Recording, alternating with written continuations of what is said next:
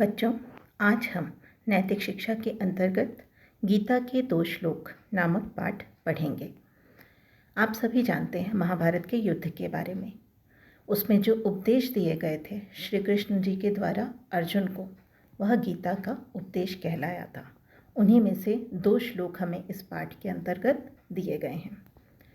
महाभारत के युद्ध में कुरुक्षेत्र के मैदान में कौरव पांडव सेनाएं युद्ध के लिए आमने सामने खड़ी हैं। श्री कृष्ण जी वीर अर्जुन के सारथी के रूप में हैं। वे अर्जुन के रथ को लेकर शत्रु सेना की स्थिति जानने के लिए एक ऊंचे स्थान पर जाते हैं, जहां से दोनों पक्ष की सेनाएं दिखाई पड़ रही हैं। अब जब युद्ध शुरू होने वाला होता है, उस समय अर्जुन की इच्छा रहती है कि दोनों सेनाओं को वो देखना चाहता है। तो श्री कृष्ण जी उन्हें एक ऊंचे स्थान पर ले जाते हैं, जहां से दोनों सेनाएं अच्छे से दिखाई दे। अर्जुन अपने सामने युद्ध के लिए विपक्ष में खड़े अपने सगे संबंधियों को देखकर मोह से घिरकर हताश और व्याकुल हो जाते हैं।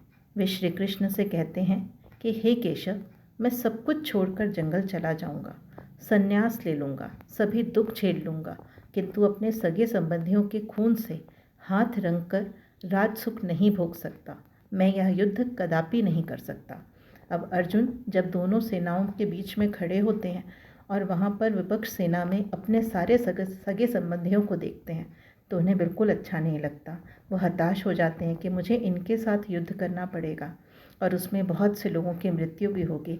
तो वो श्री कृष्ण से कहते हैं, मैं यह युद्ध नहीं करना चाहता, मैं संन्यास ले सकता हूँ, भोग को छोड़ सकता हूँ, लेकिन मैं अपने सगे संबंधियों के खून से अपने हाथ नहीं रंग सकता हूँ। मैं यह युद्ध बिल्कुल नहीं करूँगा। तब श्री कृष्ण जी अर्जुन को जो उपदेश देते हैं, उसके अंतर्गत एक हमें जो श्लोक दिया गया है वह है, कर्मण्येवाधिकारस्ते मा फलेषु कदाचन मा कर्मफल हेतुर्मा ते संगोत्स्तव कर्मणि।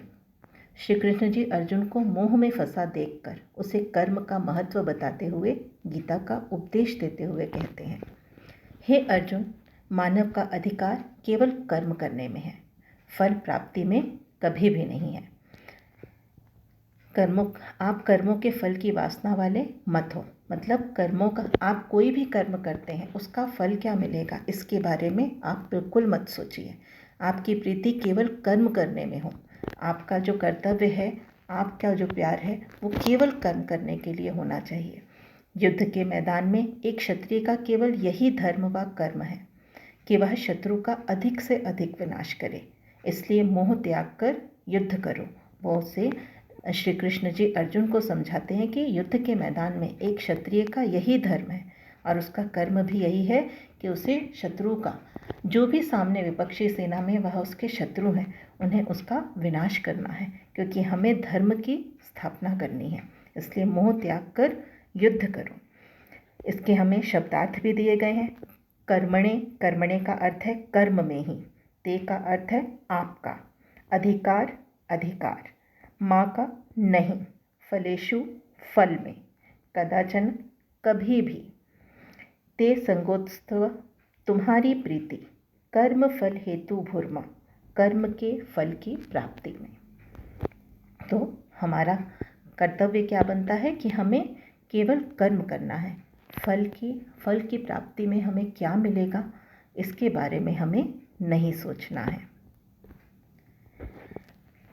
अब जब उसके बाद भी वह तैयार नहीं हो रहे थे, इतना सब समझाने के बाद भी, जब श्री कृष्ण जी ने इतना समझा दिया अर्जुन को, उसके बाद भी अर्जुन के मन में अभी भी हताशा घिरी हुई थी, तब उन्होंने उन्हें और भी उपदेश दिए, जिसके अंतर्गत श्री कृष्ण जी अर्जुन का मोह दूर करने के लिए उन्हें आत्मा के शाश्वत, सदा रहने वाली और शरीर के नश्वर, निश्चित रूप से नाश होने का बहुत ही सुंदर व शिक्षाप्रद उदाहरण देते हुए कहते हैं, वासांसि जीर्णानि यथा विहाय नवानि गृह्णाति नरोपराणि तथा शरीराणि विहाय जीर्णानि नन्याति स्याति नवानि देहि।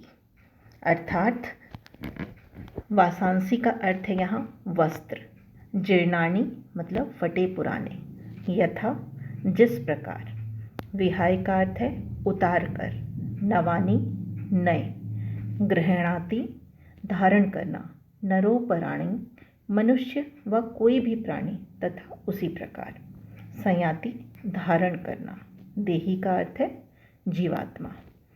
अर्थात श्री कृष्ण जी कहते हैं, हे अर्जुन, जिस प्रकार कोई व्यक्ति अपने फटे पुराने वस्त्रों को उतारकर नए वस्त्र धारण कर लेता है, वासांसि जीर्णानि यथा विहाय नवानि गृह्णाति नरोपराणि।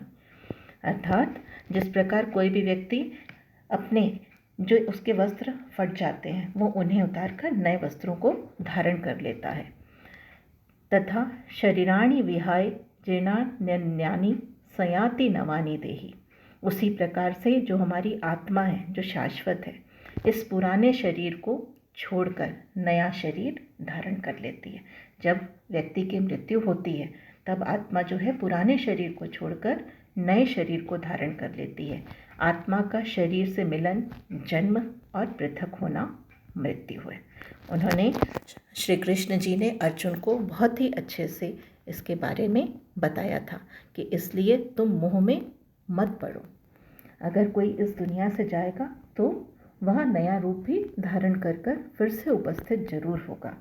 इसलिए तुम्हें अपना कर्म करना है, फल की चिंता नहीं करनी है। जिस प्रकार से हमारी आत्मा शाश्वत है और शरीर नश्वर है, उसी प्रकार से हमें भी कर्म करते जाना है। अतः आपका मोह करना उचित नहीं है। आप अपने क्षत्रिय धर्म का पालन करें, अपने शत्रु का अधिक से अधिक विनाश करें। यही क्षत्रिय का युद्ध के मैदान में धर्म व कर्म है। एक क्षत्रिय जो है उसका यही धर्म और कर्म होता है कि उसे युद्ध के मैदान में अपने शत्रुओं का अधिक से अधिक नाश करना है, क्योंकि हम सत्य के लिए लड़ रहे हैं। तो हमें गीता के उपदेश में इन दो मंत्रों के बारे, इन दो श्लोकों के बारे में बताया गया है।